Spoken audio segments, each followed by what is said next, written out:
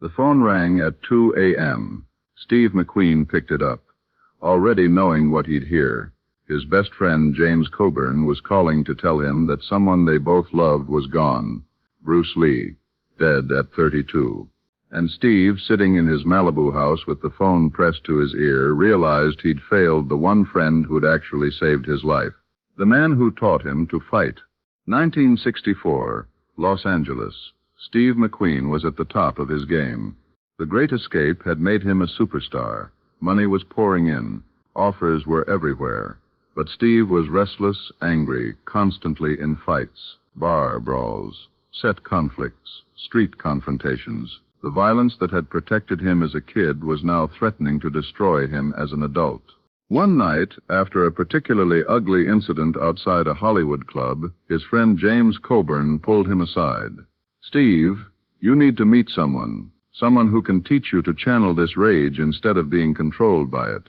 "I don't need a shrink." "Not a shrink, a teacher, a martial artist. His name is Bruce Lee." Steve had heard of Bruce Lee, young Chinese-American martial artist teaching some revolutionary fighting style. But Steve was skeptical. "I've been in real fights, Jim, street fights. I don't need some fancy choreography." "This isn't choreography. This is about understanding yourself. Trust me." A week later, Steve showed up at Bruce Lee's school in Oakland. Small, unimpressive from the outside. Steve walked in expecting some mystical nonsense. Instead, he found a wiry, intense young man who looked at him with complete understanding. "You fight because you're angry," Bruce said immediately. "No introduction, no small talk. And you're angry because you're afraid." Steve's fists clenched.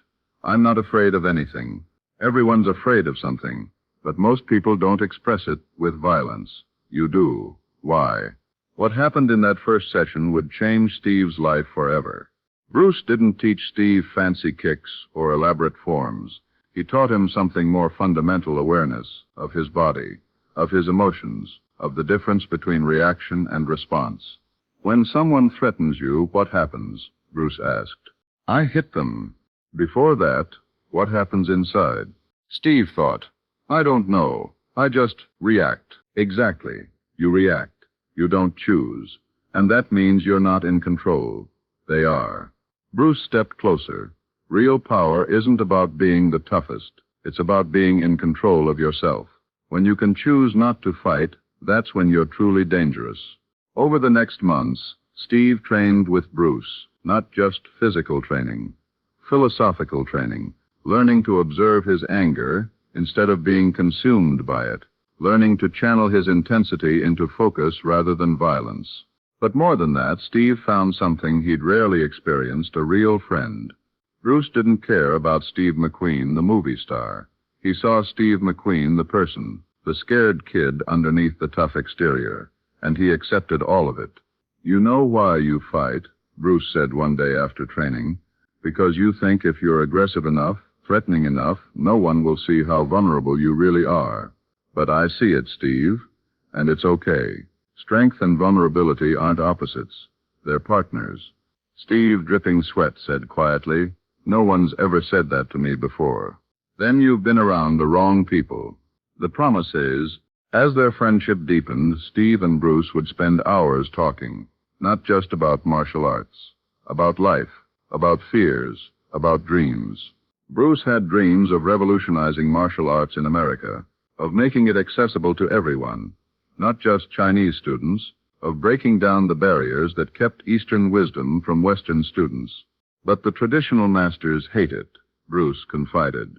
"They say I'm betraying Chinese culture by teaching non-Chinese students, that I'm giving away secrets." "Screw them," Steve said. "You're not betraying anything. You're sharing something beautiful.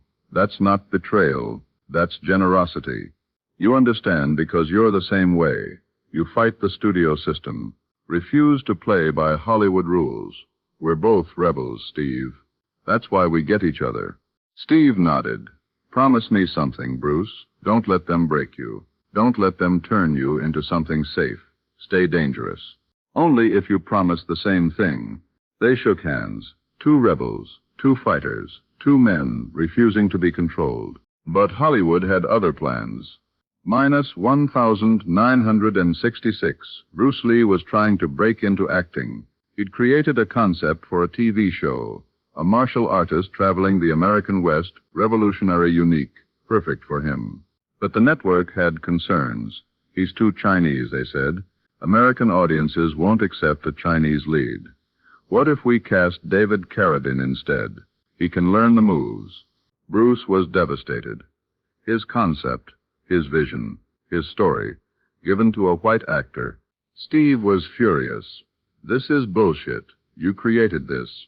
You should star in it. Hollywood doesn't work that way. Then make it work that way. Fight them. But Bruce was tired of fighting, tired of being told he wasn't American enough for American audiences, tired of the racism disguised as business decisions. Maybe I should go back to Hong Kong, Bruce said one night, defeated. At least there I can be myself. Steve grabbed his shoulders. Don't give up. I need you here. You saved my life, Bruce. You showed me how to control my anger. If you leave, you'll be fine, Steve. You're strong. I'm strong because of you. Steve's voice cracked. Don't go. But Bruce did go. Back to Hong Kong, where he became a massive star, where his films revolutionized action cinema, where he proved that a Chinese martial artist could be a leading man. And Steve, watching from America, was proud, but also heartbroken, because he'd lost his friend, his teacher, the person who understood him. The distance, 1970 to 1973.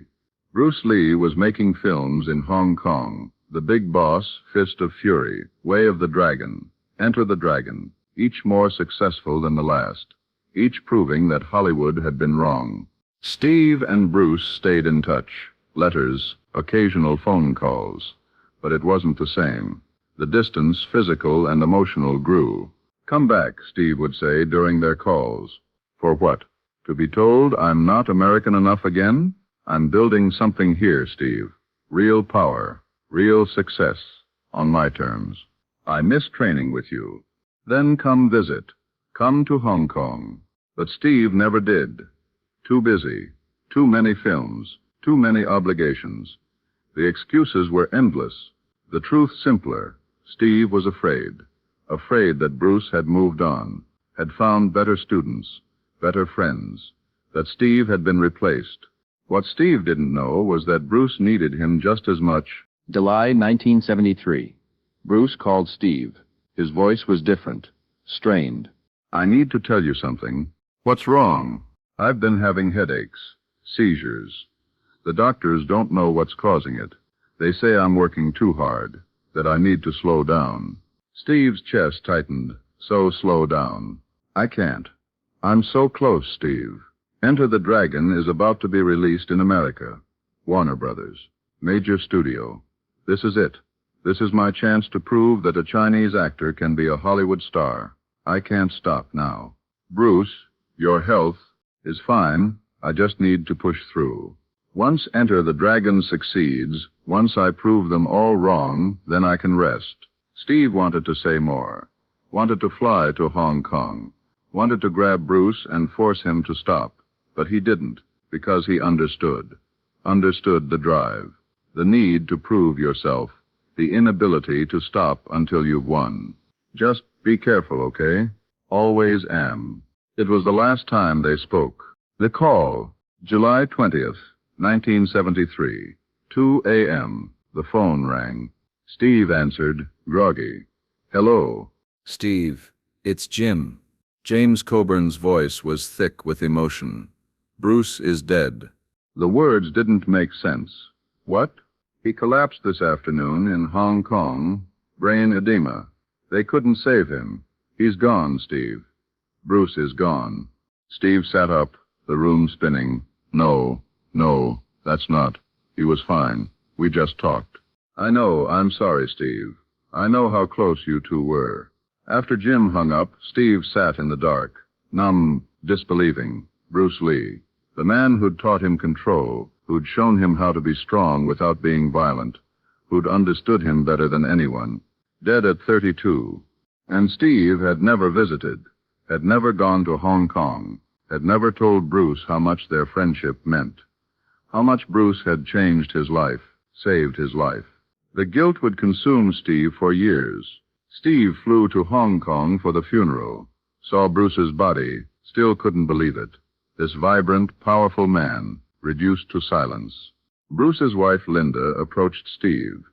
He talked about you all the time, said you were one of the few people in Hollywood who really understood him. I should have visited. I should have been there. You were there, in his heart. That mattered to him. But it didn't matter to Steve, because he knew the truth. He'd let fear keep him away. Fear that Bruce had moved on. Fear that Steve wasn't important anymore. And now Bruce was gone, and Steve would never have the chance to say what needed to be said. At the funeral, Steve stood among hundreds of mourners, Bruce's students, his colleagues, his family, and Steve realized he wasn't special to Bruce. He was one of many, one of hundreds Bruce had touched and changed. The realization was crushing, but also liberating, because it meant Bruce's impact wasn't dependent on Steve. Bruce had changed the world, had revolutionized martial arts, had broken racial barriers in cinema, had inspired millions. Steve had just been lucky enough to be one of them.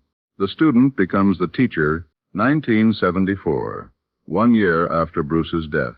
Steve was filming The Towering Inferno. Young actor on set, Paul Newman's son Scott, was getting into fights. Same pattern Steve had lived. Violence as armor, anger as protection. Steve recognized it immediately, pulled Scott aside. You need to learn to control that. Control what? The rage. The need to fight. It'll destroy you if you don't. What do you know about it? Steve told him about Bruce, about the lessons, about learning to observe anger instead of being consumed by it, about channeling intensity into focus. Sounds like bullshit, Scott said. Yeah, that's what I said too, until it saved my life. Steve looked directly at him. I had a friend who taught me this, and I was too proud, too scared, too stupid to tell him how much it meant before he died. Don't make my mistake. If someone's trying to help you, let them. Scott stared at him. You really think I need help? I think you're in pain, and pain expressed as violence eventually destroys everyone around it, including you. But Steve's attempt to save Scott would end in tragedy. For a while it seemed to work. Scott calmed down, started training, started channeling his energy differently. Steve felt proud, felt like maybe he was honoring Bruce's memory by passing on what he'd learned. Then in 1978, Scott Newman died, drug overdose, 28 years old. Steve was devastated. He'd tried to help, tried to be for Scott what Bruce had been for him. But it hadn't been enough, just like his friendship hadn't been enough to keep Bruce alive. At Scott's funeral, Paul Newman found Steve. Thank you for trying to help him. I failed. No, you saw him. You tried. That's more than most people did. Paul's eyes were red. My son was in pain, and I didn't know how to reach him. But you tried. You extended Bruce Lee's legacy to him. That matters. Does it? They're both dead. And you're alive. And you're trying. That's what matters. That's what Bruce would have wanted, for his lessons to continue, through you. The legacy, 1980, Steve's final year, dying of cancer, weak, in pain, but still training, still doing the movements Bruce had taught him 16 years earlier. His doctor said, Steve, you need to rest, save your strength. This is my rest. This is how I find peace. Because in those movements, Bruce was still alive, still teaching, still present. Steve's son, Chad, found him one day, slowly going through a form. Dad, what are you doing? Something a friend taught me, a long time ago. The martial arts guy, Bruce Lee. Yeah, he saved my life once. Taught me that strength isn't about fighting. It's about control. About choosing your response instead of reacting. Did you ever tell him that? Steve stopped moving. No, I was too proud, too scared, and then he was gone. So tell him now. Steve's final message to Bruce would be discovered years after both were gone. Steve wrote a letter, not to be mailed. Bruce was dead, but to be written, to exist, to say what should have been said.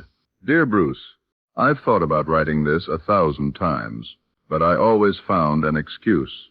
Too busy, too awkward, too proud to admit how much I needed you. You saved my life, not dramatically, not with some heroic gesture, but quietly, patiently, by showing me that violence wasn't strength, that control was power, that understanding myself was more important than defeating others. I was a mess when we met, angry, violent, headed toward destroying everything I'd built, and you saw through it all, saw the scared kid underneath, and instead of judging, you taught. I should have visited you in Hong Kong, should have been there when you were sick, should have told you what you meant to me, but I was afraid you'd moved on, afraid I wasn't important to you anymore, afraid of being vulnerable. You taught me that vulnerability and strength weren't opposites, but I still couldn't practice it. Not with you, not when it mattered most.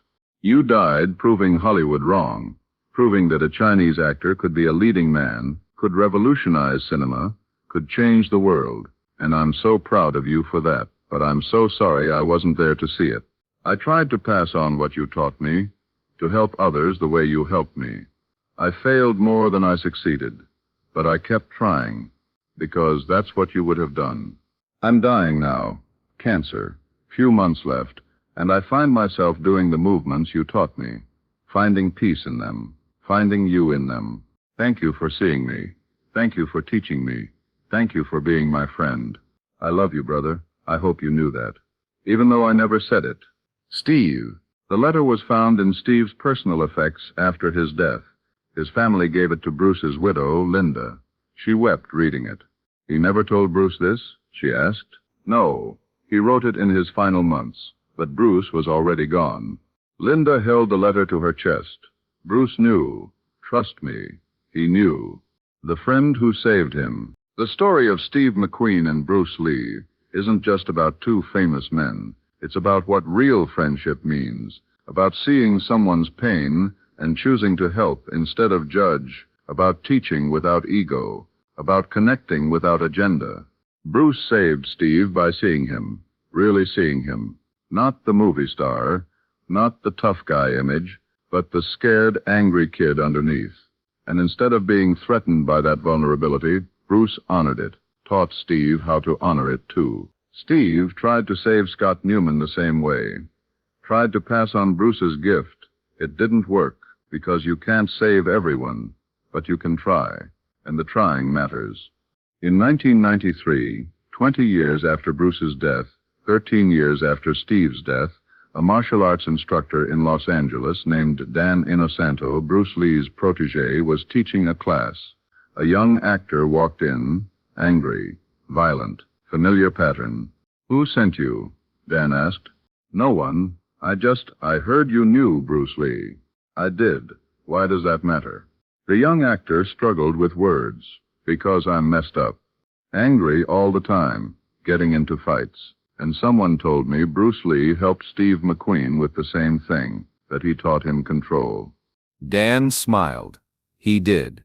And Steve tried to teach others. And I'm still teaching. That's how it works. The lessons don't die. They get passed on. Can you help me? Can you be helped? Because there's a difference. Bruce could only help Steve because Steve was willing to be helped. Are you? The young actor thought, then nodded. Yes. And so Bruce Lee's legacy continued. That young actor got control of his anger, became successful, and when he saw another young person struggling with violence, he reached out, offered help, passed on the lesson. And somewhere in that chain, from Bruce to Steve to Scott to Dan to that actor to whoever comes next, the gift continues. The lesson persists. The friendship echoes. Because real friendship doesn't end with death. It multiplies through the lives it touches. It compounds through the people it changes. It immortalizes itself through the actions it inspires. Bruce Lee saved Steve McQueen. Steve McQueen tried to save Scott Newman. Dan Inosanto saved that young actor, and on, the chain unbreaking, the gift ungiven, the friendship undying, the one he couldn't save. Steve McQueen couldn't save Bruce Lee, Bruce's death wasn't Steve's fault, wasn't Steve's responsibility, but Steve carried that guilt until his own death. Because he loved Bruce, and when you love someone, you feel like you should be able to save them, even when you can't. Steve couldn't save Scott Newman. Scott's demons were his own, his choices his own, but Steve tried, and the trying, even in failure, mattered. What Steve never fully understood is that Bruce had saved him, completely, permanently. Not from death. No one can do that, but from the anger that would have destroyed his life, from the violence that would have consumed his relationships, from the fear that would have isolated him forever. Bruce gave Steve the tools to save himself, and that's the only kind of saving that actually works.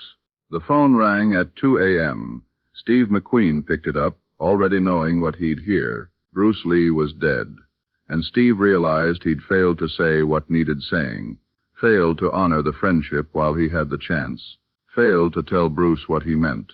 But Bruce knew, of course Bruce knew, because real friendship doesn't need constant validation.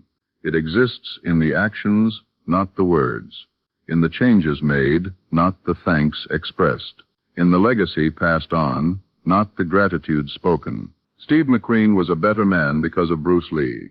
Countless others are better people because of what Bruce taught Steve. And that chain continues today, will continue tomorrow, will continue forever. The friend who saved him died young. The friend he couldn't save died even younger. But their impact, Bruce's teaching, Steve's trying, lives on. Because that's what real friendship does. It doesn't die. It multiplies. And somewhere, right now, someone is teaching someone else to control their anger, to choose response over reaction, to see vulnerability as strength. And Bruce Lee is smiling, and Steve McQueen is too. Because the gift was given, the lesson was learned. The friendship succeeded. Even after both friends were gone, you have a Bruce Lee in your life, someone who saw your pain and chose to help, someone who taught you something essential, someone who changed your trajectory. Have you told them? Have you honored what they gave you? Have you passed it on? Steve McQueen waited too long, kept meaning to, kept planning to. Then Bruce was gone, and the words remained unsaid. Don't wait. Don't assume they know. Don't let pride or fear or busyness steal your chance to honor the friendship that saved you. And when someone extends to you what Bruce extended to Steve, real seeing, real teaching, real friendship, accept it. Don't be too proud. Don't be too scared. Let them help.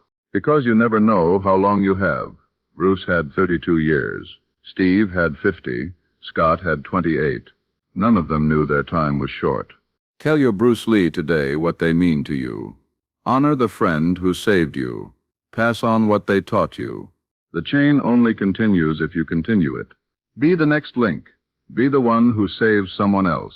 Be the one who passes on the gift. Bruce taught Steve. Steve tried to teach Scott. Dan taught that young actor, who will you teach? Who will you save? The phone will ring at 2 a.m. someday.